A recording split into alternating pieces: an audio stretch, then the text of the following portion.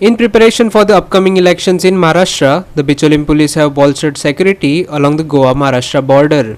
They have increased patrols and intensified checks at the Dodamarg checkpost to ensure smooth monitoring and to prevent any illicit movement of alcohol from Goa into Maharashtra. Here's our reporter Mahesh Kovekar with the full details.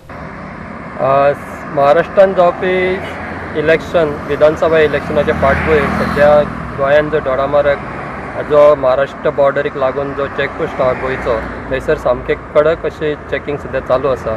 फाटीं एक 15 दिसां पयलीं थंयसर लिकर धरलेले सोऱ्याच्यो बाटल्यो धरलेल्यो ताका लागून आतां तेंचे जे 20 तारखेक इलेक्शन आसल्या कारणान आतां ही चॅकींग आनीक कडक जावपाची आसा. सगळे पुलीस यंत्रणा हांगा सामकी ह्या चॅकपोस्टाचेर सामकी सज्ज जाल्ली आसा, कित्याक तर इलेक्शना खातीर महाराष्ट्रान कितेंय तस्करी जावपाक शकता गोंयांतल्यान तशेंच महाराष्ट्रांतल्यान गोंयांत, त्या खातीर ही कडक अशी चॅकींग जी आसा ती हांगा चल्लेली आसा.